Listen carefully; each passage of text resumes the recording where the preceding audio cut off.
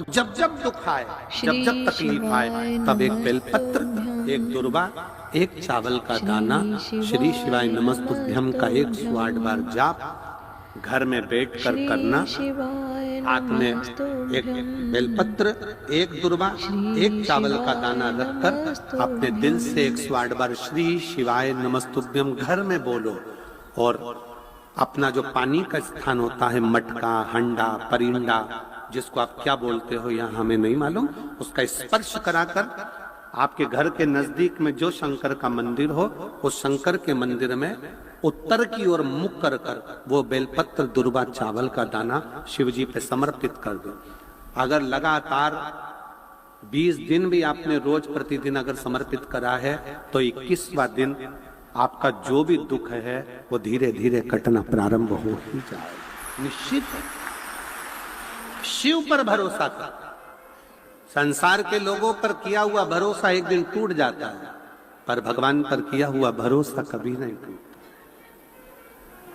अर्चना पर शिवलिंग के लिए कहा गया है शिव पुराण में कि हाथ की हथेली पर शिवलिंग को रखकर देखना। आपका हाथ हथेली पर रखकर देखना, इस अंगूठे को खड़ा करना, बस इससे बड़ा शिवलिंग घर के अंदर ना हो। इससे जितने छोटा छोटा छोटा छोटा छोटा होगा वो आपके लिए श्रेष्ठ है। जितना बड़ा शिवलिंग होता है उसको उतनी पूजन की जरूरत पड़ती है। जितना छोटा होता है, आप उसको कहीं जा रहे हो 6 महीने के लिए, 4 महीने के लिए, 15 दिन के लिए, 7 दिन रजस्वला धर्म के हो गए, कहीं जाना पड़ गया, घर में पूजन कौन करेगा? तो जो शिवलिंग है तुम्हारा छोटे से छोटा, उस पर एक चावल, एक बेलपत्री रखकर चले जाओ। बाकी का कुछ मत करो, आप बस वो रखकर चले जाओ। फिर 6 साल, 10 साल, 15 साल बाद भी अगर आप आओगे तो शंकर कभी बद्दुआ नहीं देंगे, शंकर दुआ ही देंगे। आपको लग रहा है कि 2 दिन के अंदर मेरा रजो धर्म आएगा, मैं रजस्वला हो जाऊंगी, मेरे मंदिर में पूजन कौन करेगा? शंकर जी को जल कौन चढ़ाएगा? शंकर जी की आराधना कौन करेगा? मैं जा रही हूं यहां से दूसरी जगह पर, 3-4 महीने में आऊंगी, घर में बहू अगर पूजन नहीं करेगी तो मेरे शंकर जी का क्या होगा? तुम्हारे घर में छोटा सा शंकर का शिवलिंग है तो उस पर एक चावल का दाना और एक बेलपत्री चढ़ाकर चले जाओ। फिर कोई हाथ भी ना लगाए चलेगा, कोई नहलाए तो ठीक, नी नहलाए तो ठीक, पूजन करे तो ठीक, नी करे तो ठीक, दिया जलाए तो ठीक, अगरबत्ती लगाए तो ठीक, नी लगाए तो ठीक, वो कभी बद्दुआ नहीं देता। शंकर घर का बाप है, वो हमेशा दुआ ही देता। शिवलिंग में भेद नहीं, छोटे से छोटा, जितना छोटा शिवलिंग होगा, शिवलिंग की आकृति जितनी छोटी होगी घर के अंदर, उतना सुख देता, उतना आनंद देता। 8 स्थान शरीर के ऐसे हैं जहां का तकलीफ स्वयं अष्टवक्रेश्वर महादेव का 1 लोटा जल अपने नजदीक के शिवालय में चढ़ाकर भी अगर पी लोगे तो वो 8 जगह की तकलीफ अष्टवक्रेश्वर महादेव समाप्त करते जाते हैं। 8 स्थान। पहला नेत्र, ये भुकुटी के बीच का स्थान, भुकुटी के मध्य का स्थान। मान लो ये भुकुटियां दर्द करती हैं या मध्य में दर्द होता है, उसके लिए अष्टवक्रेश्वर महादेव का जल, मतलब अपने घर के पास जो भी शिवलिंग है वहां 1 लोटा जल अष्टवक्रेश्वर के महादेव के नाम से चढ़ाकर उसका पान, भुकुटी। दूसरा कंधा, पीठ। कई लोग ऐसे हैं जो रात्रि को अच्छे से सोते हैं और सुबह उठते हैं तो उनका ये दोनों हाथ के बीच का जो भाग होता है वो दर्द करता ही। उस समय पर अष्टवक्रेश्वर महादेव का स्मरण, अष्टवक्रेश्वर महादेव का जल, उसका पान।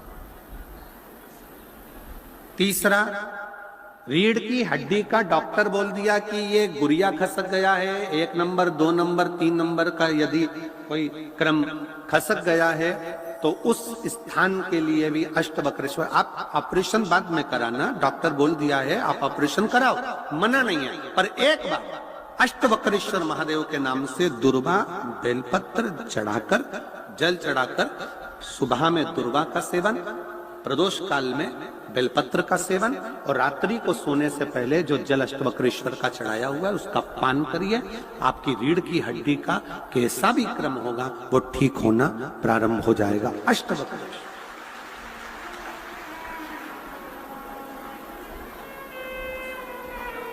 अष्टवक्रेश्वर। चौथा स्थान बताया, अगर चेस्ट में कोई तकलीफ आती है, चेस्ट में गांठ हो जाए या चेस्ट में कोई प्रॉब्लम खड़ी हो जाए, तो उसके लिए भी अष्टवक्रेश्वर महादेव का स्मरण किया जाता है। 2 छोटे छोटे पात्र में जल लिया जाता है, दोनों पात्र का जल एक साथ शिव पर छोड़ा जाता है। चेस्ट के लिए दोनों पात्र का जल छोड़ा जाता है और उस जल का पान नंदी के पास बैठकर किया जाता है अष्टवक्रेश्वर नाम से।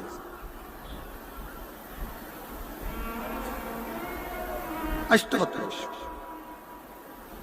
फिर क्रम आया, अगला जो वर्णन आया है, डॉक्टर बोले घुटना बदलना है, घुटने का गैप आ गया है, ग्रीस खत्म हो गया है, दर्द हो रहा है, उसके लिए भी अष्टवक्रेश्वर महादेव का स्मरण करें। घृत का लेपन अष्टवक्रेश्वर महादेव के नाम से शिवजी पर उस घृत को लेकर आना है। उसी घृत को रात्रि को सोने से पहले थोड़ा सा मुख में चाट कर अष्टवक्रेश्वर महादेव के नाम से फिर अष्टवक्रेश्वर। फिर अगला भाग आया अष्टवक्रेश्वर के अंतर्गत, यदि इस गले से जुड़ा हुआ कोई रोग उत्पन्न होता है तो भी अष्टवक्रेश्वर का ही स्मरण किया, जल का पान अष्टवक्रेश्वर। और 8वें स्थान के रूप में जो पिड़ली के घुटने से नीचे के जो भाग होते हैं उसके लिए अष्टवक्रेश्वर महादेव पर 7 दुर्वा, 7 बेलपत्र और 7 अक्षत शिव को समर्पित कर कर दुर्वा बेलपत्र का पान 7 दिन तक लगातार उसी भाव में अष्टवक्रेश्वर महादेव का नाम लेकर किया जाता। अष्टवक्रेश्वर।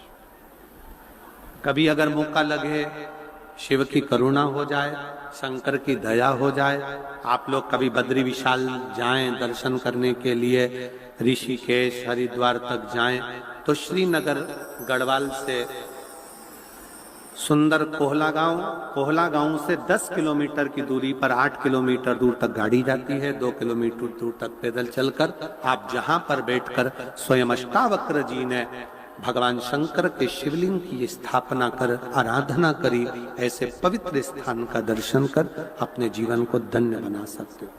बोल अष्टावक्रेश्वर महादेव की। आराधना करी, ऐसे पवित्र स्थान का दर्शन कर अपने जीवन को धन्य बना सकते हो। बोल अष्टावक्रेश्वर महादेव की। 3 महादेव के नाम का स्मरण अच्छे से रखिएगा। पहला कुंद कैश्वर, बड़े से बड़ा रोग हो जाए, दवाइयां डॉक्टर जो दे उसको खाओ, पर साथ में कुंदकेश्वर महादेव का नाम लीजिए, जांच भी कराइए, दवाई भी। 2 नंबर का श्रंभेश्वर महादेव। श्रंभेश्वर महादेव भगवान नरसिंह को जब क्रोध आया था, भगवान विष्णु ने नरसिंह अवतार लिया था और नरसिंह भगवान को जब क्रोध आया था, शिव जी ने सरम्भ पक्षी का रूप धरकर नरसिंह भगवान को अपने पंजे में उठाकर अलकनंदा नदी में ले जाकर डाला था। इसलिए आज भी जब हम बद्रीनाथ जाते हैं, राइट में पुल पे से जाते समय जो ताप्ती कुंड है जिसमें से पानी गर्म निकलता है, उसके ठीक नीचे एक शिला का दर्शन करते हैं। वो शिला नरसिंह शिला कहलाती है और श्रंभेश्वर महादेव का स्मरण किया जाता है। श्रंभेश्वर महादेव क्रोध की संयमितता रखता है, चिड़चिड़ेपन को समाप्त करता है श्रंभेश्वर महादेव। और 3 नंबर पर है, जम के बोलो, अष्टवक्रेश्वर महादेव। अष्टवक्रेश्वर शिव जी के इन 3 स्वरूपों का वर्णन बड़ा सुंदर भाव से किया। अगला वर्णन शिव महा धर्म का कभी कंपटीशन ना हो, संत का साधु का कभी कंपटीशन ना हो, और किसी शिवालय का भी कभी कंपटीशन ना हो। अपने मुख से कभी मत कहो कि 12 ज्योतिर्लिंग में कौन सा ज्योतिर्लिंग बड़ा है, कोई कहते हैं कि सोमनाथ पहले नंबर पर आता है, कोई कहते हैं महाकाल चौथे नंबर पर आता है, कोई कहता है ये तीसरे नंबर पर आया, कोई के वो दूसरे नंबर पर आया, कोई के पांचवें नंबर पर आया।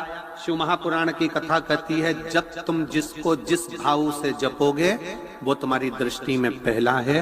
12 ज्योतिर्लिंग में सब ज्योतिर्लिंग श्रेष्ठ हैं, इसमें कोई बड़ा और कोई छोटा नहीं।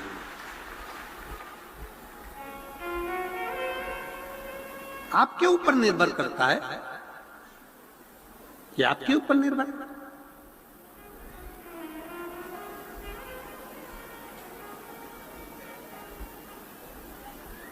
महाकाल राजा का दर्शन करने जाओगे तो महाकाल राजा का दर्शन करोगे तो वो भी मेरा काल अधिपति, मेरे जीवन का एक आनंद है।